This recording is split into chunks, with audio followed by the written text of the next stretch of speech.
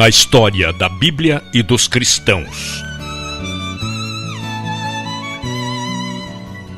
Este documentário traz a incrível história de como a Bíblia foi escrita e traduzida desde Moisés até os dias de hoje.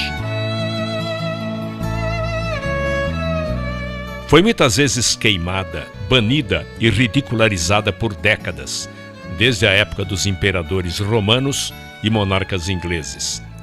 Mas a palavra de Deus não pode ser contida. Grandes estudiosos da palavra, tradutores, reformadores, pregadores e escritores, pessoas inspiradas por Deus, lutaram e deram suas próprias vidas para proteger a Bíblia e levar a mensagem de salvação e esperança a todas as pessoas através dos séculos. A Bíblia levou 1.600 anos para ser escrita e 40 autores a escrever em 3 línguas diferentes. A Bíblia começou sendo feita oralmente por Deus e depois escrita por Moisés. Essas pessoas eram ungidas e falaram por Deus. Tudo que foi escrito não foi dado por vontade humana, mas veio da vontade de Deus. Tudo que foi escrito foi dividido em 2 testamentos, reunidos em 66 livros, 39 livros do Velho Testamento e 27 livros no Novo Testamento.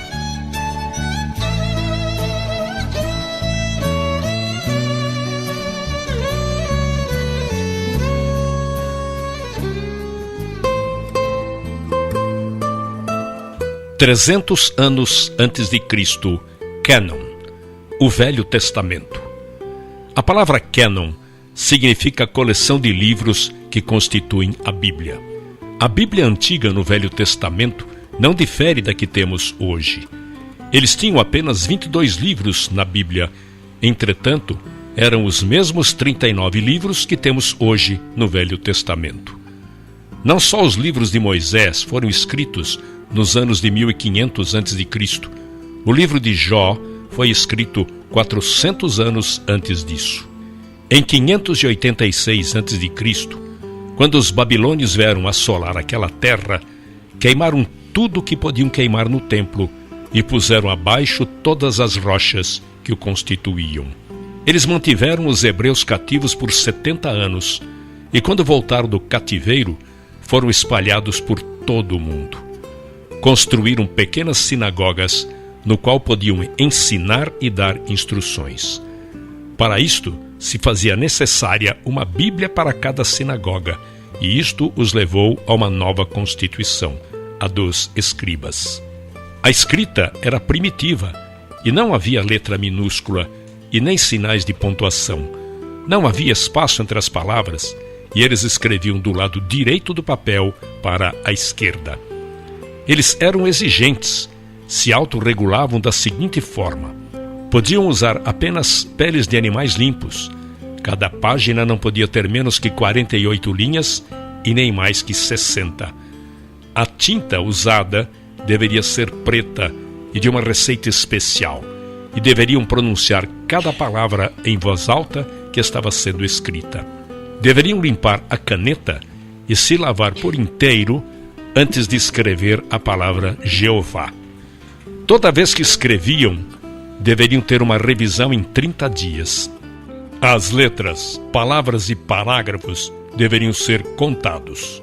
Os manuscritos só poderiam ser guardados em lugares sagrados. Antes da invenção da imprensa, este processo sacrificante contribuiu para a notável precisão das escrituras quando comparadas com as recentes descobertas arqueológicas. 250 a.C., a influência grega. Quando Alexandre o Grande conquistou o mundo, era uma época de racionalismo filosófico. Haviam estrelas como Platão, Sócrates e Aristóteles. O homem vivia se questionando, mas eles não tinham respostas para as próprias perguntas. Deixavam na mente humana um vácuo, um vazio, algo que precisaria ser preenchido. Quando Alexandre morreu em 323 a.C., o mundo se tornou bilíngue e o grego era a segunda língua mais falada. Por isso, se tornou importante haver uma tradução dos inscritos judaicos para o grego. Nesta época, não era chamado de Bíblia.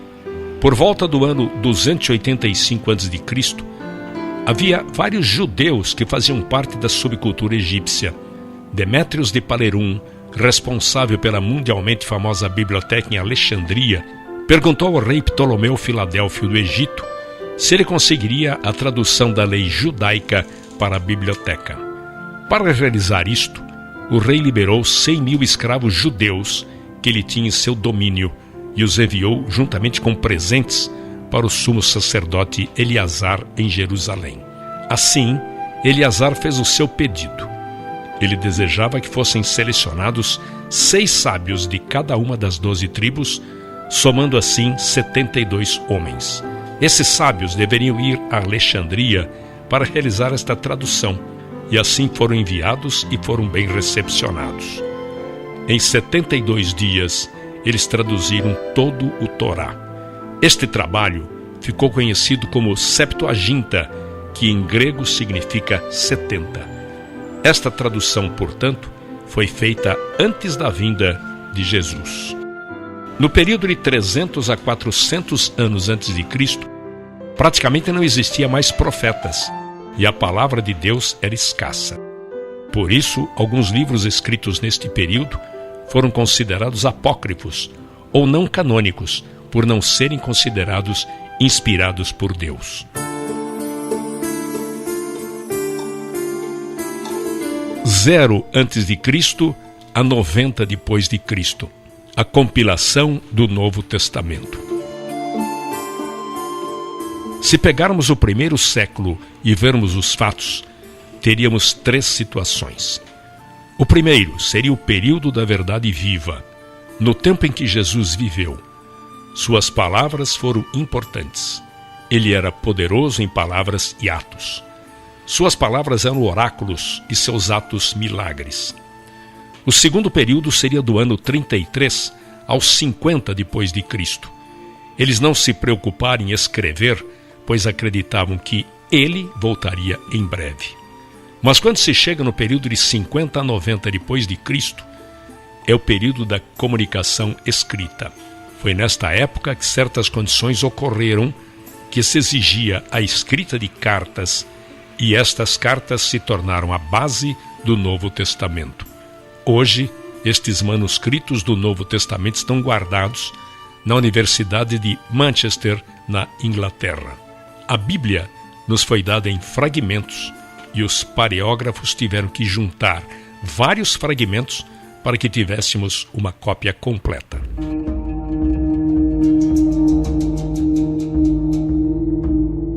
Em 35 depois de Cristo, o primeiro mártir cristão.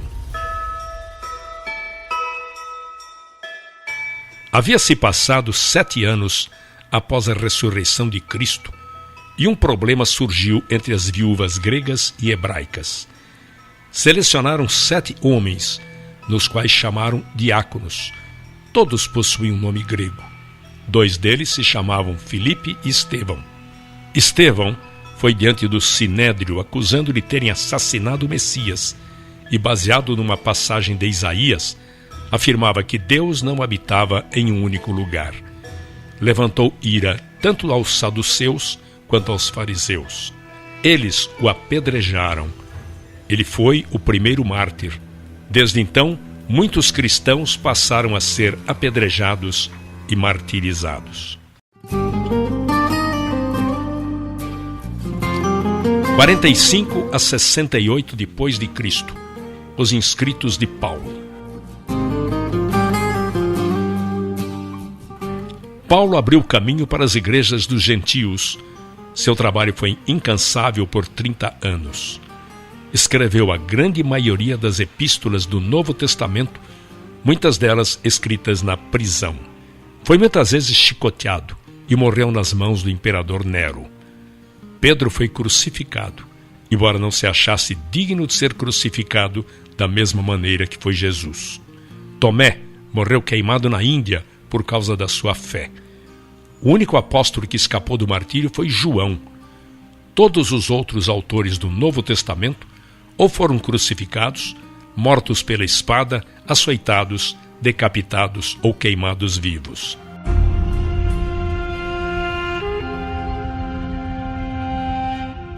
A expansão.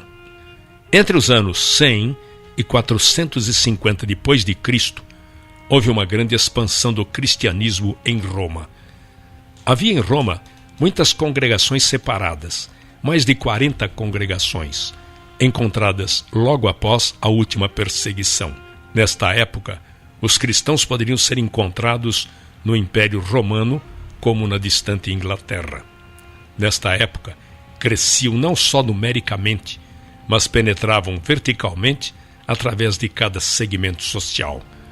Nesta época, a igreja primitiva tinha em comum a Bíblia e não sobreviveriam sem ela. De 80 a 303 depois de Cristo, a construção do Coliseu e a perseguição aos cristãos. O Coliseu em Roma começou a ser construído em 72 depois de Cristo pelos Vespasianos e foi concluído pelo seu filho Tito no ano 80 depois de Cristo e era usado principalmente para os sacrifícios dos cristãos. Uma série de 10 perseguições ocorreu contra a igreja. A perseguição romana começou no ano 64 depois de Cristo, ocasionada por Nero. Nero colocou fogo em Roma e culpou os cristãos por isso. Nero os queimara à meia-noite para que servissem de tocha para a cidade. Casas eram lotadas de cristãos e em seguida incendiadas. Grupos de 50 eram colocados e amarrados por corda e lançados ao mar. Todas estas ações de Roma eram para acabar com a influência dos cristãos. Existiam 4 razões para as perseguições. Primeiro, era política. Os cristãos se reuniam à noite em lugares clandestinos e tinham medo de que formassem grupos políticos. Segundo, era religiosa.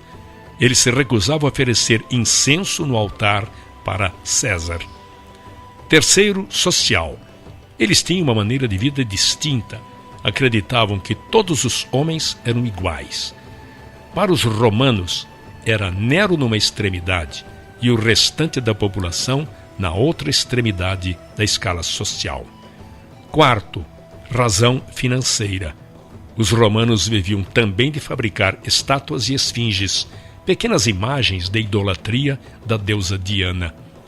A última das séries de 10 perseguições foi realizada em 303 depois de Cristo por Diocleciano. Diocleciano ascendeu socialmente pela via militar e se tornou comandante do imperador Caro. Com sua ascensão ao poder, Diocleciano pôs um fim à crise do terceiro século. Indicou um oficial, seu colega militar, Maximiano, para o cargo de Augusto, na prática, co-imperador, e indicou Galério e Constâncio como Césares, co-imperadores de menor estatura.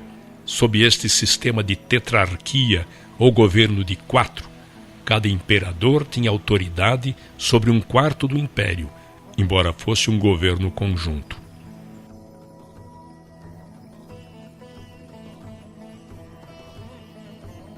A grande perseguição. A perseguição de Diocleciano foi a última e talvez a mais sangrenta perseguição aos cristãos no Império Romano.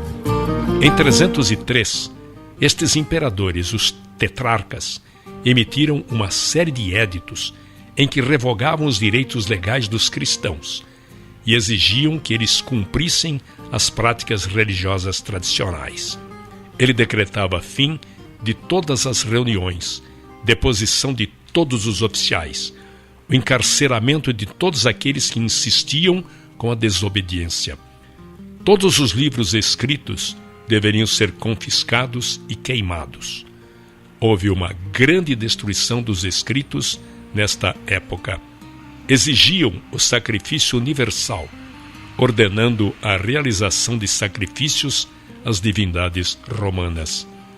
Embora as leis voltadas às perseguições estivessem sendo anuladas por diversos imperadores nas épocas subsequentes, o fim das perseguições aos cristãos foi marcado pelo Édito de Milão de Valério Licínio e Constantino. Foram 241 anos de perseguições, mas mesmo diante de tal situação, os cristãos cresciam grandemente.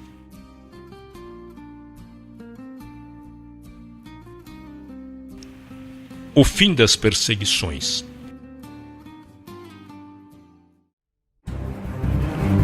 Constantino I, ou Constantino o Grande, entrou para a história romana como o primeiro imperador romano a se converter ao cristianismo. Contudo, fica em aberto a seguinte questão: será que ele teria feito isso por pura devoção ou fora uma jogada política? Constantino, antes de se tornar cristão, era um homem devoto ao culto dos deuses romanos. No ano de 312, na noite anterior a uma batalha, Constantino tivera um sonho no qual aparecia uma cruz e nela estava grafada a seguinte frase: sob este signo vencerás. Com isso, antes da batalha começar, Constantino ordenou que os seus soldados pintassem o tal símbolo cristão em seus escudos, e de certa forma isso acabou lhes trazendo sorte, e eles venceram a batalha. Outras versões dizem que não fora um sonho, mas uma visão. Constantino, andando pelo acampamento, teria visto uma cruz no céu. Depois desta vitória, Constantino mostrou interesse em se converter ao cristianismo. Em 313, Constantino, juntamente com o novo imperador do Oriente, assinaram o Édito de Milão, no qual proibia a perseguição aos cristãos e legaliza o culto dos cristãos. A fundação de Constantinopla e união da Igreja e governo. Em 330, ele fundou a cidade de Constantinopla como sua nova capital para o Império, e ela se tornaria no futuro o principal centro intelectual e cultural do mundo cristão. Assim, Constantino decretou a construção de uma nova capital, nas margens do Bósforo, onde havia a antiga fortaleza grega de Bizâncio, num ponto de grande importância estratégica. A nova cidade, que recebeu o nome de Constantinopla, isto é, Cidade de Constantino, foi concebida como uma nova Roma e rapidamente se tornou o centro político e econômico do Império. Sua criação teve repercussões também no plano eclesiástico. Enquanto em Roma a Igreja Católica adquiriu mais autoridade, em Constantinopla o poder civil controlou a Igreja. A mudança da capital imperial enfraqueceu a influência do Papado de Roma e fortaleceu a influência do Bispo de Constantinopla sobre o Oriente, um dos eventos notáveis que provocariam futuramente o grande cisma do Oriente. Constantinopla é o antigo nome da cidade de Istambul, na atual Turquia. –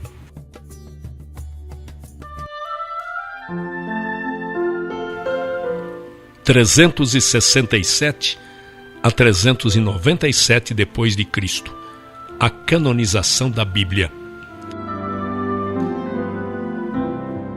Foi neste tempo que um grande teólogo da época, Atanásio de Alexandria, iniciou a cruzada por Novo Testamento canonizado. Atanásio foi o 20º arcebispo de Alexandria, como Atanásio I de Alexandria. Seu episcopado durou 45 anos, dos quais 17 ele passou exilado, em 5 ocasiões diferentes e por ordem de 4 diferentes imperadores romanos.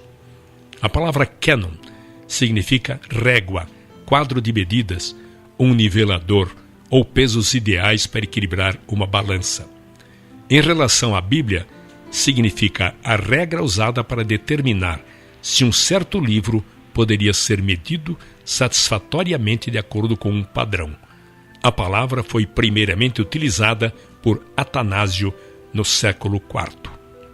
Em 367 d.C., Atanásio listou pela primeira vez nos registros da história os 27 livros do Novo Testamento. Em 397 d.C., o Concílio de Cartago deu a primeira aprovação oficial para os 27 livros do Novo Testamento. A Bíblia se tornara completa. 405 d.C., a Bíblia Vulgata. Jerônimo, em 405 d.C., levou 16 anos de sua vida para traduzir a Bíblia diretamente do hebraico para o latim. Seus pais eram cristãos e enviou Jerônimo a Roma para estudar filosofia. Lá se converteu ao cristianismo e se batizou nas águas. Isto causou um efeito profundo em sua vida. Ele dedicou toda a sua vida a aprender a língua hebraica. Ele era grande amigo de Damaso I, que depois veio a se tornar papa, e a seu pedido dedicou-se a esta tradução, pois não havia ninguém mais qualificado que Jerônimo para fazer a tradução. Aí ele se mudou para Jerusalém para viver uma vida monástica e se dedicou totalmente a esta tarefa de traduzir toda a Bíblia para o latim. Foi a primeira e por séculos a única versão da Bíblia que traduziu o Velho Testamento diretamente do hebraico e não da tradução grega conhecida como Septuaginta. No Novo Testamento, São Jerônimo selecionou e revisou textos e traduziu também para o latim. Chama-se, pois, Vulgata a esta versão latina da Bíblia. Vulgata quer dizer edição, tradução ou leitura de divulgação popular, que foi usada pela Igreja Católica Romana durante muitos séculos e ainda hoje é fonte para diversas traduções. O latim se tornara cada vez mais importante nos negócios do Império. No ano de 405 d.C., sua missão havia sido concluída e ele morreu em 420 d.C. Na verdade, este se tornou um instrumento que bloqueava qualquer outra vulgata. Foi tão altamente admirada que as gerações posteriores resolveram proibir qualquer outra tradução. O latim se tornara a língua oficial da Igreja e, com isto, todas as outras traduções da Bíblia foram proibidas. O bom se tornou um inimigo. Isto, de fato, privou o povo da Bíblia e deixou o mundo afundado na escuridão da Idade Média. 550 d.C., a escuridão da Idade Média. A Igreja foi o poder absoluto nesta época, mas este é um triste capítulo na história do cristianismo. A Bíblia ficaria trancada e restrita aos conventos. Foi confinada a um pedestal e poucos privilegiados a podiam ler. Este é um triste capítulo na história da era cristã que levou centenas de anos até que viesse a Reforma.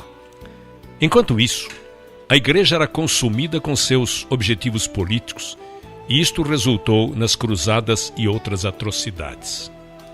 Um número incontável de vidas foram ceifadas e a Igreja institucionalizada foi responsável por tudo isto. A tradução da Bíblia em inglês, 1324 d.C., John Wycliffe. John Wycliffe nasceu em Londres em 1324 e viveu 60 anos. Ele foi como a raiz que surge em solo árido. Tinha uma mente extraordinária. Viveu numa época de transição. Aos 16 anos, mudou-se para a cidade de Oxford para estudar na Escola de Artes e fez doutorado em teologia. Nos últimos 12 anos, passou dando aulas na Universidade de Oxford. Voltando um pouco atrás, no ano de 1167, os franceses expulsaram os estudantes ingleses da Universidade de Paris. Então eles vieram para Oxford, com o intuito de construir uma universidade. mas o povo da cidade não gostou da ideia. A não aceitação era tão grande que um grupo de universitários resolveu não ficar lá e foram para Cambridge e construíram aí outra universidade. E por 600 anos existiram apenas 2 universidades na Inglaterra, uma em Oxford e outra em Cambridge. Quando Wycliffe tinha 24 anos, uma terrível peste negra assolou a Europa e por fim chegou à Inglaterra. Não havia cura. A peste atingia ricos e pobres, jovens e velhos, e isto causou grande temor no coração de Wycliffe. Mais de 200 vítimas diariamente eram colocadas em campos abertos para o enterro. Aquele luto diário continuou até que a praga tivesse dizimado centenas e milhares de vidas. Não há dúvida de que esta praga causou um grande efeito na vida de Wycliffe. Ele trouxe um incrível efeito espiritual. A convivência com a morte causou nele um grande temor de Deus. Ele passou a rever suas prioridades e perdeu todo o medo do homem. A verdade era a máxima prioridade. Ele foi transformado e passou a ter outro relacionamento com Deus. Nesta época em que ele vivia, a igreja e o Estado eram um só.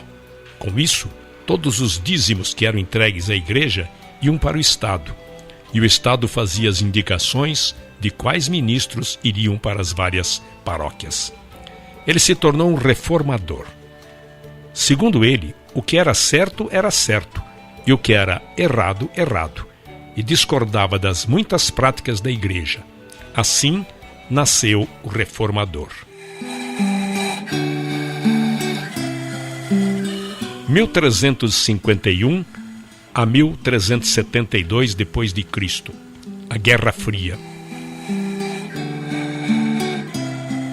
Nesta época, havia uma guerra fria entre a cidade de Roma e a cidade de Oxford. Existiam 2 frentes de batalhas. A primeira era no campo da política. Todos os cargos políticos importantes eram ocupados pelos membros do clero, e muitos eram estrangeiros, na maioria vindos de Roma.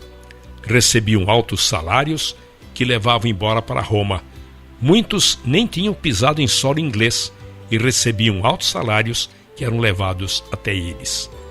A situação se tornou muito mais ofensiva e se complicou ainda mais quando os franceses passaram a ser selecionados para estes cargos na Inglaterra. Não podemos esquecer que, historicamente, neste período, a Inglaterra estava envolvida numa guerra de 100 anos com a França. Por esta razão, o parlamento inglês aprovou 2 estatutos importantes. Primeiro, defendia que qualquer compromisso da igreja estrangeira dentro do reino inglês teria que obter a aprovação do rei. A segunda lei impedia que qualquer tribunal estrangeiro pudesse proferir penalidades ou juízo para qualquer inglês. Também invalidava qualquer mandado judicial a um cidadão para comparecer em tribunal estrangeiro, exceto se tivesse permissão do parlamento inglês. Contudo, 12 anos mais tarde, em 1365, o Papa exigiu que a coroa britânica pagasse impostos à igreja. 6 anos depois, Roma mandou um agente do parlamento para receber os impostos do Papa na Inglaterra. Com estes acontecimentos, o apoio à posição oposta de Wycliffe se fortalecia e foi indicado a capelão do rei da Inglaterra. Outra batalha que ocorreu nesta Guerra Fria com Roma foi no campo da teologia. Wycliffe censurou a doutrina da transubstanciação. A igreja alegava que os elementos da comunhão eram transubstanciados no real corpo e sangue de Cristo. A investigação neste assunto levou à morte muitos homens nobres, que foram queimados até 125 anos depois, por causa da oposição a esta doutrina. Um sentimento de desesperança religiosa entristecia seu espírito. Então, John Wycliffe admoestava seus alunos e passou a escrever a grande imoralidade daquela época. Não deveremos nos esquecer de que naquela época não havia máquinas impressoras. Todo documento teria que ser escrito a próprio punho e esmeradamente copiado com o objetivo de circular entre o público. Na época, alguns de seus dizeres ficaram conhecidos como: a Inglaterra não pertence a ninguém. O Papa é apenas um homem sujeito ao pecado. Mas Cristo é o Senhor dos senhores, e este reino é sustentado diretamente e unicamente por Cristo. O maior feito de Wycliffe ainda estaria por vir. Traduziria a Bíblia para o inglês, numa linguagem do homem comum, mas precisaria passar pela fúria de uma igreja ofendida.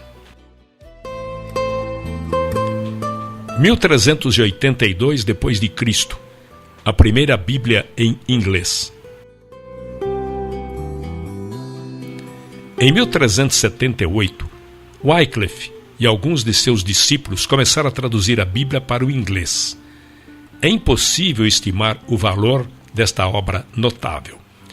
Eles defendiam que a Bíblia tinha toda a revelação de Deus e que era desnecessário qualquer ensinamento além, pela tradição da Igreja, Papa ou qualquer outra fonte.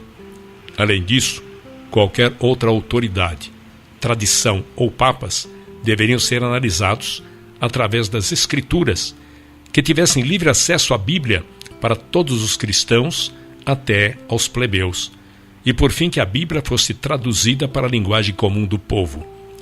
Wycliffe era bom em latim clássico e utilizou a Vulgata Latina de Jerônimo do ano 405 como base para esta tradução do latim para o inglês. Não sabemos quanto tempo durou esta tradução. Sabemos que iniciou quando lecionava em Oxford e terminou em 1380 o Novo Testamento. Wycliffe sabia que terminaria seus dias numa masmorra, numa das 7 colunas de Roma ou numa fogueira em Londres. Em 1382, concluiu o Velho Testamento. Pela primeira vez, o povo da Inglaterra teria a Bíblia em sua própria língua. Para reproduzir uma de suas Bíblias, toda escrita à mão, levou 10 meses. Estas Bíblias custavam algo de 30 a 40 libras, ou seja, 9.600 centavos. Lembre-se de que, nesta época, uma galinha poderia ser comprada por 2 centavos e um porco por 4 centavos. As pessoas traziam um peso de feno para poder adquirir o Novo Testamento por um dia. Alguns davam o valor de um dia de trabalho para pagar uma página da Bíblia. Através de Wycliffe, foi liberada uma força incrível na Inglaterra e trouxe luz à escuridão. Os discípulos de Wycliffe pegaram a Bíblia traduzida por ele e como uma semente a plantaram por toda a Inglaterra.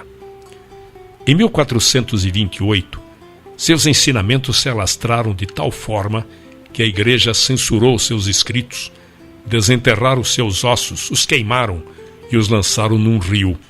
Eles queriam apagar de uma vez por toda a influência de sua heresia.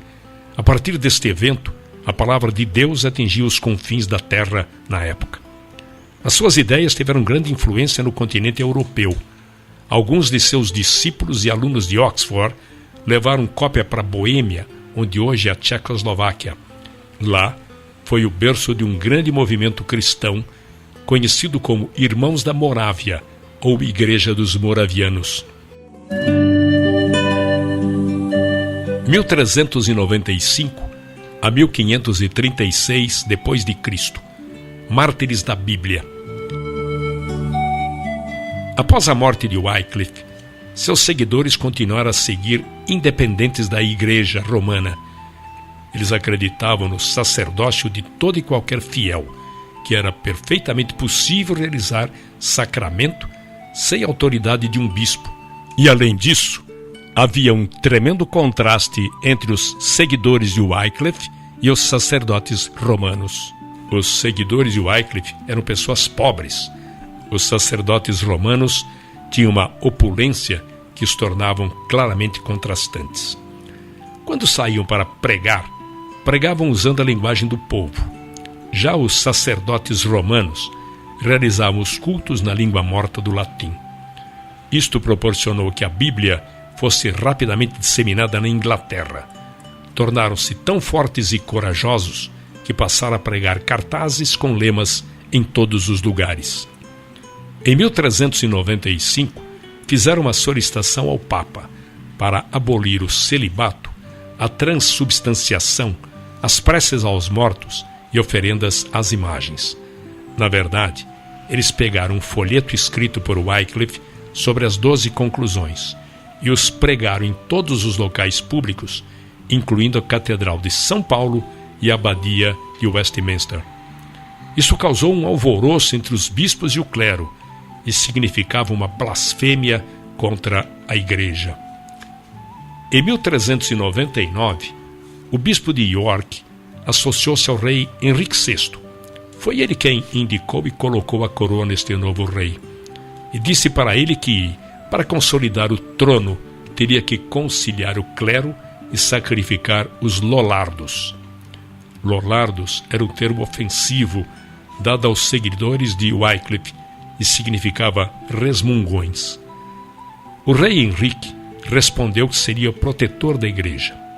2 anos depois, em 1401, o ato de queimar hereges foi sancionado pelo parlamento.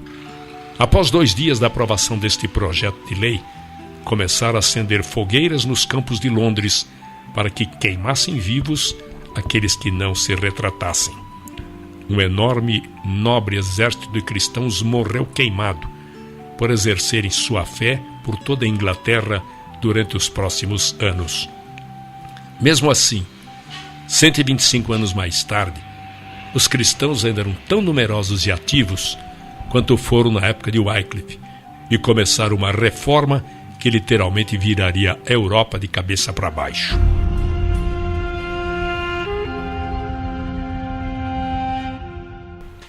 Em 1456 depois de Cristo, fim da Idade Média.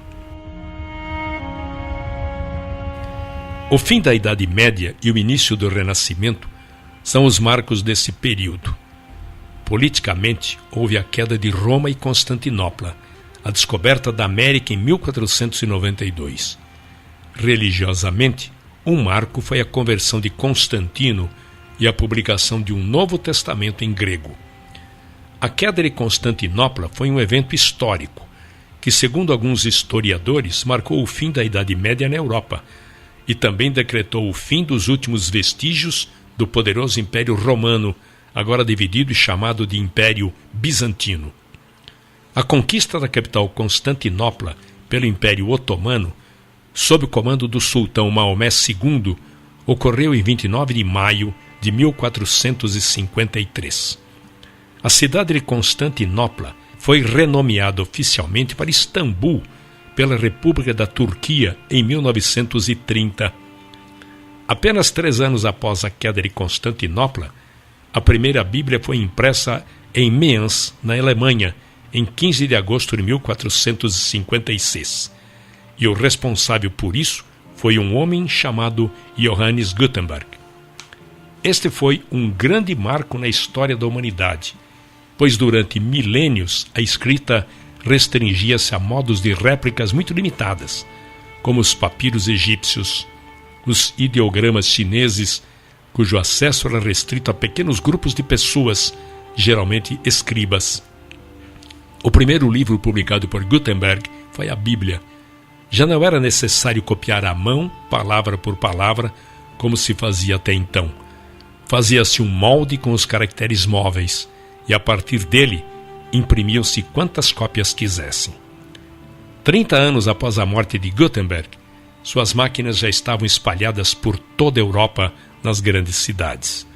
Havia um homem em Wittenberg que chegou a imprimir 100.000 Bíblias.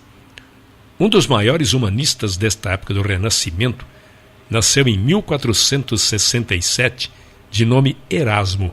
Seu pai era um padre. Quando ele tinha 11 anos, seus pais morreram na peste negra e ele se tornou interno num convento agostiniano, quando em 1492 se tornou um monge. Ele tinha o dom de escrever poemas, mas para aumentar sua renda começou a aprender e a ensinar grego. O grego havia se tornado uma importante língua entre os humanistas daquela época. Ele estudou grego em Oxford, onde conheceu Thomas More, futuro chanceler da Inglaterra. Erasmo se tornou muito popular devido à sua literatura. Foi, num sentido, o centro do movimento literário do seu tempo. Ele se correspondeu com mais de 500 homens de grande importância no mundo político e do pensamento. Escreveu o Manual do Cristão Militante, obra mundialmente conhecida e que serviu de incentivo e apoio para os reformistas da época. Outra obra conhecida foi O Elogio da Loucura. Eram obras que expressavam uma análise da igreja no seu tempo. Os seus escritos alimentavam o que posteriormente dividiria a igreja. A mais importante obra que escreveu em toda a sua vida foi a tradução da Bíblia do latim para o grego. Foi no ano de 1516. Ele terminou o Novo Testamento em grego, quando lecionava no Queen's College em Cambridge. Depois, agrupou em uma página dividida em dois. Em uma metade, ele colocou o texto em latim, e na outra metade, suas traduções em grego. Erasmo dedicou esta obra ao Papa Leão X. Isto lhe assegurou, em parte, certa simpatia da igreja e garantiu a ele a permissão de vender o produto. Esta obra caiu no chão como uma semente. Não há outra maneira de descrever, pois Martinho Lutero passou os olhos naquilo e traduziu do grego para o alemão de sua época e deu a Bíblia para os alemães. Foi exatamente o que Zwingli e Calvino fizeram pelas pessoas que viviam na Suíça e exatamente o que William Tyndale fez pelas pessoas que viviam na Inglaterra. Este texto foi o que serviu de referência para que o rei King James fizesse sua tradução em 1611. 1517 depois de Cristo, a Reforma. Um homem está acima de todos os outros quando se fala de reforma protestante: Martinho Lutero. Lutero foi o epicentro da ruptura com a Igreja Católica, mas exerceu também um papel vital na história da Bíblia. Martinho Lutero nasceu em 10 de novembro de 1483.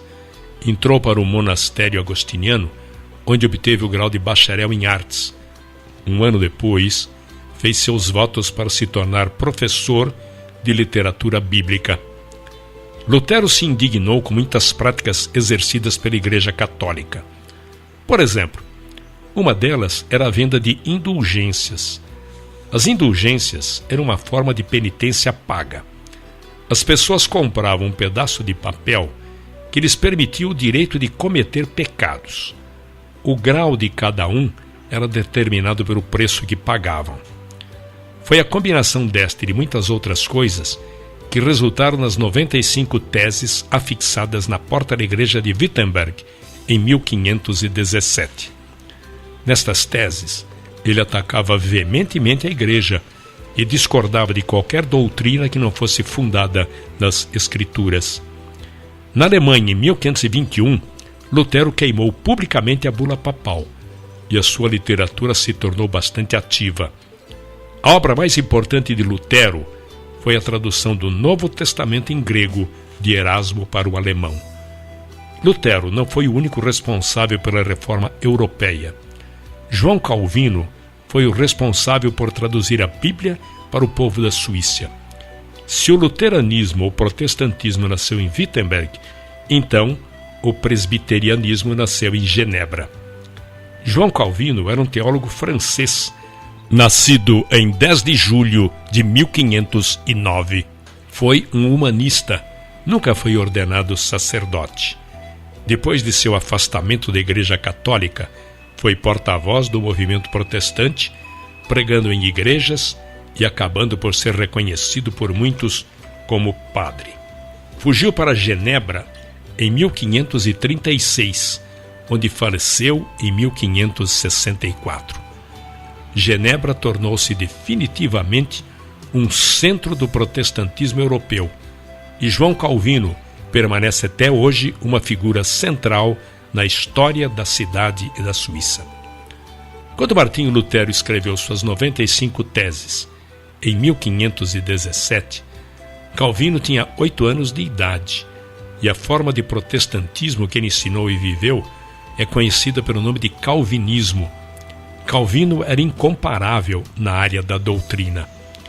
Em 1542, havia o surto da peste negra em Genebra. A peste negra permanecia um fenômeno incompreensível. Para lidar com a epidemia, era normal que se multiplicassem os casos de feitiçaria e de rituais para combater a peste. Assim, os rebeldes cristãos, os protestantes, eram perseguidos e acusados de bruxos e feiticeiros. Muitos eram queimados vivos, eram os culpados pelas desgraças e castigos de Deus. Não há dúvidas de que, quando se fala em reforma, pensamos na Alemanha de Martinho Lutero, na Suíça de João Calvino, na Escócia de John Knox e na Inglaterra, Thomas Bilney. Bilney nasceu por volta de 1495 na Inglaterra. Era aluno do Trinity College, especializado em direito canônico. Teve acesso à Bíblia proibida de Erasmo. Reunia-se num bar para estudar e discutir a Bíblia entre seus amigos. Muitos se tornaram seus seguidores.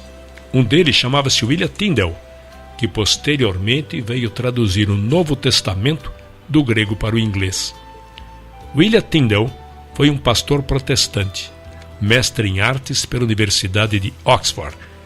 Traduziu a Bíblia para o inglês moderno. Seu objetivo foi fazer o Novo Testamento, um livro tal que todo menino de arado pudesse tê-lo e se tornasse mais conhecedor das Escrituras que o próprio clero. Esta é uma frase de Tyndale que ficou muito conhecida. Apesar de numerosas traduções para o inglês, parciais ou completas terem sido feitas a partir do século VII, a Bíblia de Tyndale foi a primeira a se beneficiar da imprensa, o que permitiu uma ampla distribuição. Foi em Cambridge que Tyndale descobriu o poder regenerador da Bíblia. Lá se uniu ao grupo de estudos liderado por Bilney. Ele sabia que este despertar estava restrito a Cambridge, em função da cultura. Assim, a razão de sua vida e a causa de sua morte foi traduzir a Bíblia para a linguagem do homem comum. Tyndale era um excelente erudito em grego e também um grande debatedor das Escrituras. Uma vez, um religioso provocou Tyndale dizendo: melhor viver sem a lei de Deus do que a do Papa.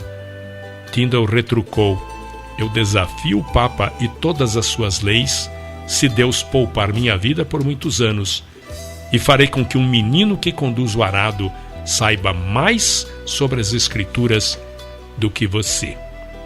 Tyndale ficou conhecido como o pai da Bíblia inglesa.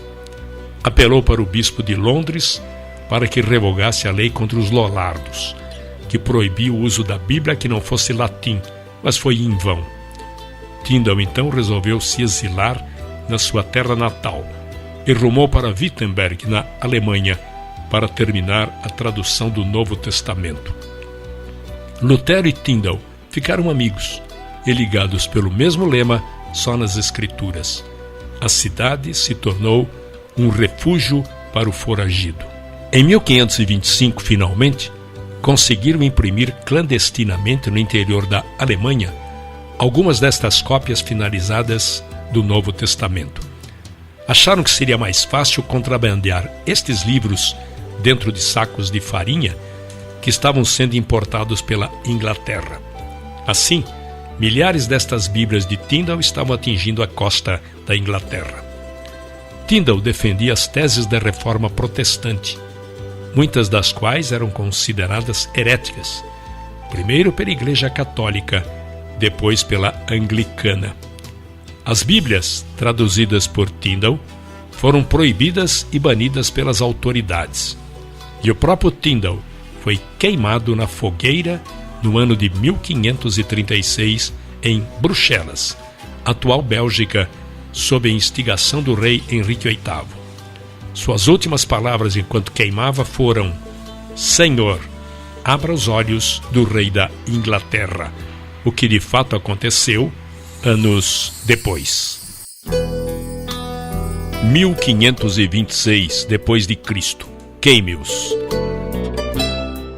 A oposição que surgiu ao movimento da reforma na Inglaterra vinha da Igreja Oficial, da Coroa e do humanismo. Muitos homens bons e tementes a Deus perderam suas propriedades, definharam na prisão e muitos morreram queimados em postes. Todos eram considerados culpados por possuir ou distribuir o Novo Testamento de Tyndale ou mesmo levantar fundos para as operações de Tyndale. Em 1532, Smithfield era o lugar ou campo escolhido na Inglaterra onde as pessoas eram levadas e queimadas em praças públicas por crimes religiosos. Multidões de pessoas foram sacrificadas, submetidas à dor. Eram humanos como nós. Seus ossos eram frágeis. Muitos eram fortes, outros caíam no desespero. Alguns deles não eram levados contra a vontade. Eles se conformavam com esta provação e faziam porque tinham convicções fincadas como lança de aço em suas almas, que não permitiam que se curvassem as pressões. Alguns eram homens fortes, robustos e valentes. Outros eram mulheres e crianças fracas, frágeis e sensíveis. Mas todos eles foram heróis.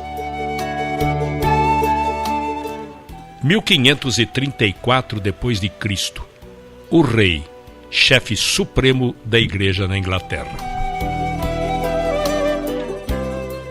A influência do rei Henrique VIII na reforma e na história da Bíblia. O rei Henrique VIII casou-se com Catarina de Aragão e tiveram 6 filhos, mas apenas uma menina sobreviveu à infância. Esta filha ficou conhecida como Maria, a Sanguinária. O rei culpou Catarina pelo fracasso em lhe proporcionar um filho. Apaixonou-se por uma fina moça protestante chamada Ana Bolena, a qual não tinha intenção de se tornar sua amante. Devido à sua firmeza moral, o rei lhe propôs casamento, mas o divórcio dele não havia se concretizado. O Papa, por várias razões políticas, não lhe concedeu o divórcio. Então, o rei, aborrecido por não obter o divórcio, substituiu o arcebispo por Sir Thomas More. Em 1534, o parlamento sancionou uma lei designando o rei supremo chefe da igreja na Inglaterra. O arcebispo Thomas More, não concordando com isto, foi preso e posteriormente executado. Um homem chamado Thomas Cranmer foi consagrado arcebispo de Canterbury. Foi ele quem decretou nulo o casamento com Catarina de Aragão e em 1535 coroou Ana Bolena como rainha e se tornou padrinho de sua filha, a futura rainha Elizabeth. 1536 d.C. Senhor, abra os olhos do rei da Inglaterra. Quando o Novo Testamento de Tyndale atingiu a Inglaterra, caçadores de recompensa viajavam por toda a Inglaterra procurando as cópias de Tyndale para queimá-las, mas sem sucesso. Tyndale começou a tradução do Velho Testamento, mais tarde mudou-se para Antuérpia, na Bélgica. Aprendeu a viver como fugitivo e a vagar feito um errante de cidade em cidade. Usou vários disfarces, mas o que o ajudou muito foi o fato de falar 7 línguas com tamanha fluência que era impossível determinar qual sua língua nativa. Quando vivia na Antuérpia, Henry Philip, tornando-se seu amigo, delatou a sua identidade. Ele foi capturado e preso num castelo na Bélgica. Foi culpado de sacrilégio e em 6 de outubro de 1536 foi levado para ser executado. Quando o levaram para o poste em que seria queimado vivo, havia 2 buracos no poste, por onde um pedaço de arame seria passado. Envolveria seu pescoço, porque de acordo com a corte, ele deveria ser estrangulado ao mesmo tempo que fosse queimado. E quando o executor passava o arame em volta de sua garganta, ele fez esta última declaração pública registrada, e foi em forma de prece: Senhor, abra os olhos do rei da Inglaterra. A sua voz foi sufocada, queimaram seu corpo e destruíram sua propriedade, queimando cada Bíblia que era encontrada. Embora apenas um exemplar da sua primeira edição do Novo Testamento tenha sobrevivido ao Holocausto Bíblico, seu empenho inspirou milhares. Suas prioridades deram orientação ao movimento da Reforma, e sua tradução influenciou cada nova edição, até que sua obra, 90% inalterada, se tornou o livro mais vendido de todos os tempos, a versão King James de 1611. Após a morte de Tyndale, a Bíblia inglesa foi considerada um livro proibido. A rainha Ana Bolena acreditava piamente no movimento da Reforma. Ela se esforçou para influenciar os comandantes a perdoar os crimes daqueles que eram pegos contrabandeando o Novo Testamento na Inglaterra. Ela recebeu um exemplar da Bíblia de Tyndale, que está até o dia de hoje no Museu Britânico. Entretanto, o rei Henrique VIII se apaixonou novamente por uma moça chamada Joanna Seymour. O rei aproveitou uma oportunidade para acusar Ana de adultério e mandou prender Ana numa masmorra. Foi condenada à morte e executada, decapitando sua cabeça com um golpe de machado.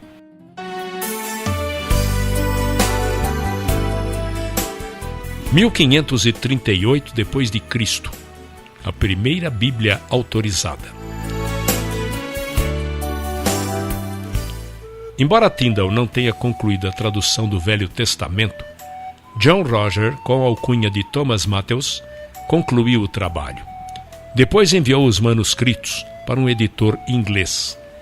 O editor ficou tão impressionado com a obra que a enviou para o arcebispo da Inglaterra a fim de ter aprovação oficial. O arcebispo exibiu o manuscrito para o rei Henrique VIII e ele miraculosamente deu a aprovação oficial para a edição de uma Bíblia inglesa na Inglaterra pela primeira vez. A Bíblia de Matthews nada mais é do que a Bíblia de Tyndale. Isto ocorreu apenas 3 anos após a oração de Tyndale: Senhor, abra os olhos do rei da Inglaterra. Só que as notas de rodapé desta Bíblia de Matthews eram anticatólicas, o que não ajudava nas relações exteriores. Cromwell, secretário de Estado, resolveu que outra Bíblia deveria ser impressa.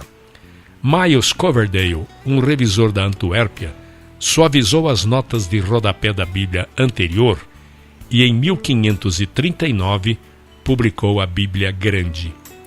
A Bíblia Grande não passou de uma edição da tradução verberada de Tyndale. Aqui, ela estava no mercado com inteira liberdade, mas com nova roupagem. Uma proclamação real foi feita. As Bíblias deveriam ser compradas por todas as paróquias da Inglaterra. O povo deveria ter livre acesso a elas e poderia lê-las a hora que desejasse. A Bíblia não foi um presente da igreja, mas do rei. As Bíblias deveriam ser distribuídas pelos sacerdotes ao povo. Esta foi a Bíblia que durou nos 20 anos subsequentes. Embora as cinzas de Tyndale estejam em terras estrangeiras e sem sepultamento, pelo menos esta Bíblia Grande foi como lápide. A Bíblia Grande foi em todos os aspectos fruto do seu trabalho e memorial de sua vida.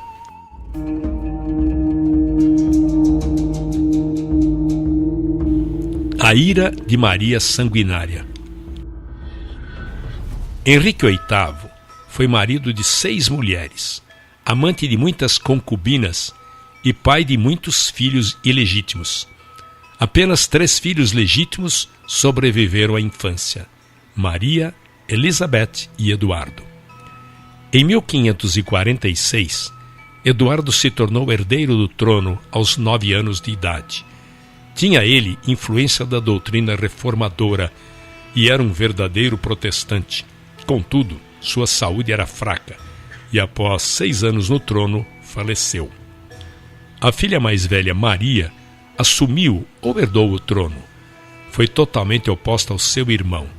Era filha de Catarina de Aragão e tinha na sua mente as lembranças infelizes que ocorreram com sua mãe.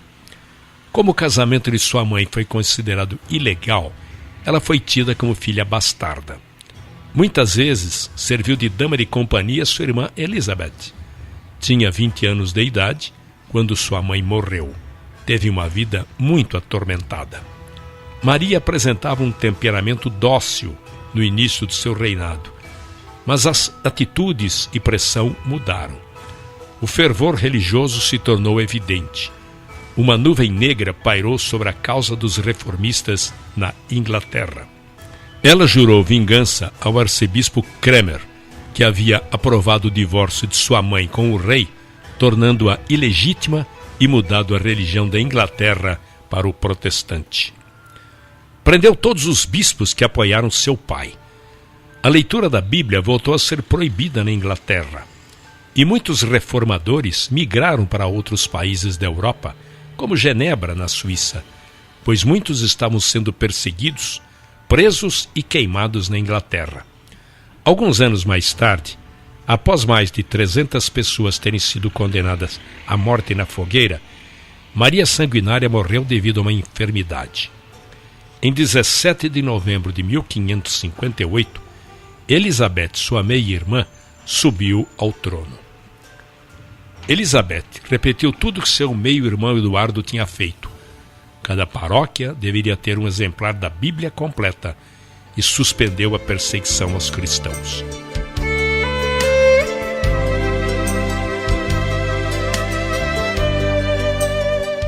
Em 1557 a 1586 depois de Cristo. A tradução pelo Comitê. Na época do reinado de Maria Sanguinária, os reformadores de Genebra se dedicaram a realizar outra tradução da Bíblia para o inglês. Ela foi concluída em 1560 e chamada de a Bíblia de Genebra. Foi uma Bíblia singular, a primeira elaborada por um grupo ou comitê, ao invés de um só indivíduo. O grupo incluía John Knox, Miles Coverdale, William Hitzer, entre outros menos conhecidos. Estes homens tiveram acesso a João Calvino quando precisavam de colaborações importantes. Dispunham de uma fonte de consulta maior que a disponibilizada a qualquer outro tradutor. Trabalharam meticulosamente cada detalhe. Seus métodos de tradução foram adotados posteriormente pelos eruditos que trabalharam na versão do rei James. Embora nunca tenha sido sancionada para uso público na Inglaterra, tornou-se rapidamente uma Bíblia popular devido ao tamanho pequeno. Tornou-se a Bíblia dos Puritanos e foi adotada pelo exército de Cromwell.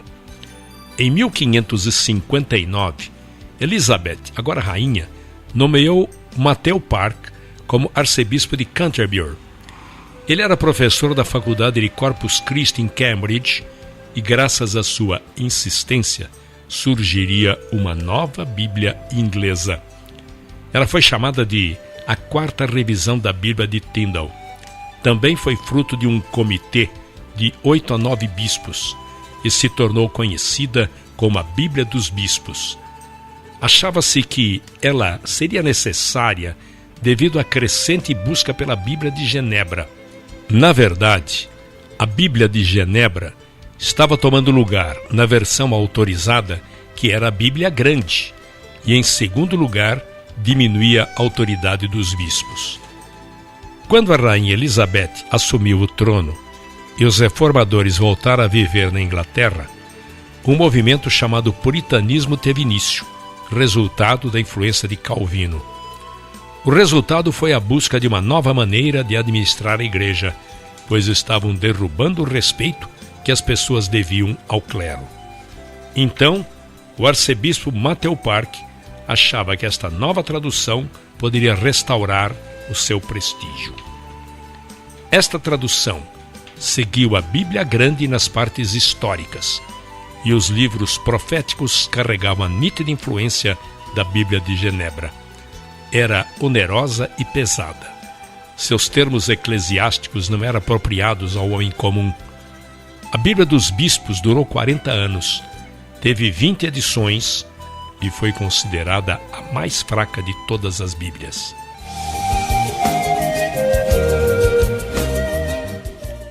1611 depois de Cristo, o livro mais vendido de todos os tempos.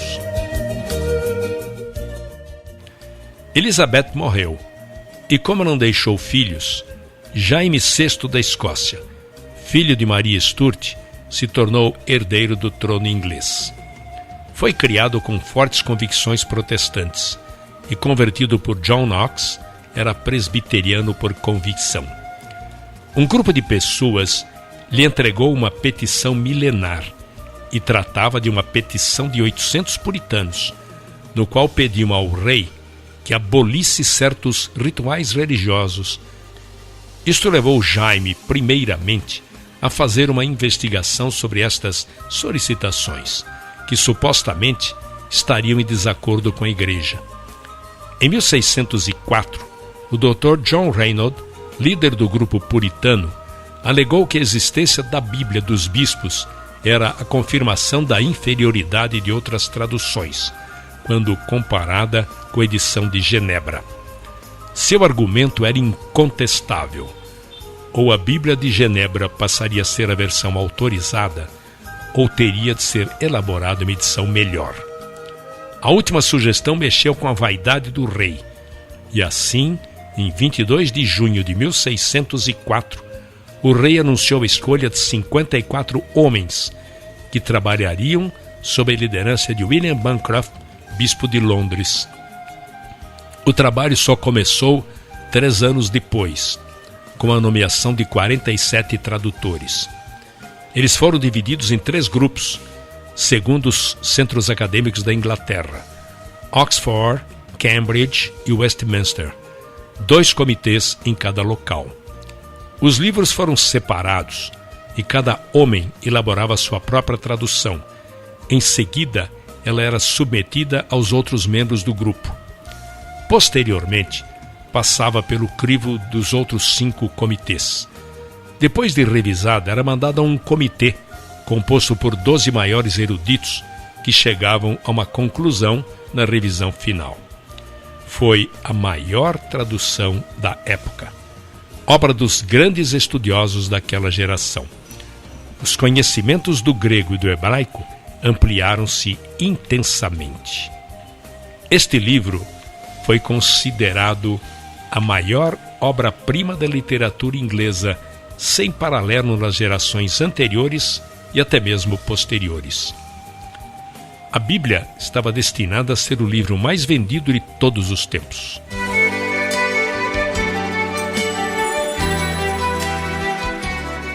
1580 a 1620 depois de Cristo, os peregrinos. Em 1580, um jovem chamado William Brewster frequentava a faculdade em Cambridge. Adotou a doutrina dos puritanos. Brewster desempenhou papel fundamental na formação de uma nova colônia que formaria uma nação. William Brewster se tornou amigo de outro jovem cujo nome era William Bradford. Em 1602, eles andavam 19 quilômetros até um vilarejo chamado Gainsborough para louvar a Igreja Separatista. A congregação se considerava uma instituição independente e distinta que deveria somente prestar contas a si mesma. Esta posição lhes custou a perseguição do Estado. Brewster, entre muitos congregados, seguiu para Amsterdã como exilado. Lá, Brewster se tornou médico. Nesta época, a Holanda era famosa pela tolerância religiosa e atraiu muitos grupos religiosos perseguidos. Lá se tornaram pessoas honestas, trabalhadoras e escrupulosas. Chegaram ao número de 100 pessoas. Como eram pessoas simples, solicitaram permissão para morar a 56 quilômetros da cidade de Leiden e fazer uma colônia entre eles.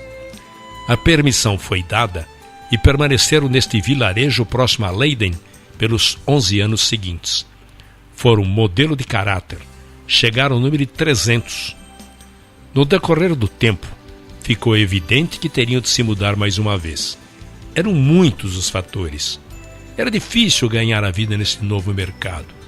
Os jovens estavam se alistando no exército dos Países Baixos e alguns cedendo às tentações da cidade. Pelo fato de serem uma minoria, corriam o risco de serem absorvidos pela comunidade. Para completar, a perseguição estava começando a alcançá-los. 2 livros escritos pelos peregrinos chegaram à Inglaterra e Jaime I queria levá-los a julgamento. Todas estas circunstâncias contribuíram para a escolha da nova terra. Existia um movimento de incentivo à migração, onde eles teriam direito sobre uma extensão de terra obtidos da London Company com direito à autonomia. Um grupo da Inglaterra se uniria a este grupo de Leiden na Holanda e cruzaria o Atlântico em 2 barcos, uma pinaça chamada Speedwell e um barco de 180 toneladas chamada Mayflower. A jornada ao Novo Mundo teve início em 5 de agosto de 1620. Devido às grandes turbulências e problemas que enfrentaram na viagem, 18 passageiros resolveram interromper a migração para a nova terra e retornaram. Foi resolvido que todos os que seguiriam dali para frente fariam num único barco, no Mayflower. 180 pessoas da igreja de Amsterdã migraram para Virgínia, nos Estados Unidos, em março de 1619, mas apenas 50 chegaram ao seu destino. O excesso de passageiros, as tempestades e as doenças fizeram com que esta viagem quase se tornasse uma tragédia. O Mayflower parou na enseada de Plymouth, em Collins Hill, em 1620. É interessante notar que a Bíblia que os peregrinos trouxeram para a Nova Terra não foi a versão Rei James, mas preferiram a Bíblia de Genebra. Foi das palavras desta Bíblia que tiraram determinação e força. A Bíblia foi o sustentáculo nos momentos de grandes dificuldades, e muitas dificuldades ainda estariam por vir. Devido ao rigor do inverno, os atrasos da viagem e as fúrias das tempestades que enfrentaram para atravessar o Oceano Atlântico enfraqueceram-nos de tal maneira que chegaram totalmente despreparados para o que os aguardavam. Os meses de janeiro e fevereiro foram especialmente difíceis. Conta-se que no fim de fevereiro, 31 pessoas haviam morrido, na maioria mulheres. A doença se abateu de tal forma sobre eles que a primeira casa que construíram foi transformada num hospital. Mesmo assim, tiveram problemas, porque os doentes eram em maior número do que as pessoas que teriam condições de cuidar deles. Em meados de março, o inverno rigoroso chegara ao fim. Estabeleceram uma colônia em Portugal. Havia um índio que falava fluentemente o inglês. Seu nome era San Josete. E lhes forneceu muitas informações sobre a terra. Foram apresentados também a outro índio chamado Squanton, que também falava inglês fluentemente. Este foi um nativo que havia sido capturado e vendido na Espanha, que conseguiu fugir para a Inglaterra e da Inglaterra conseguiu voltar para sua terra natal. Era o único sobrevivente da sua tribo. Apresentaram também outro líder nativo chamado Massasoit, que estava acompanhado por 60 de seus homens. O resultado foi um acordo de paz assinado entre eles que duraria pelos 50 anos seguintes. Posteriormente, o lugar onde se estabeleceram foi Plymouth Rock. Estes bravos e corajosos peregrinos, do jeito que puderam, se tornaram as sementes de uma nova nação. É preciso destacar que eles eram homens de carne e osso como nós. Sacrificaram seus bens, sofreram privações, resistiram aos sofrimentos, tudo por um propósito supremo. Eles queriam a liberdade de louvar e seguir a Deus. A fonte de suas forças foi um livro, a Bíblia Sagrada, e eles a colocaram em primeiro lugar em todas as questões, na fé e na prática.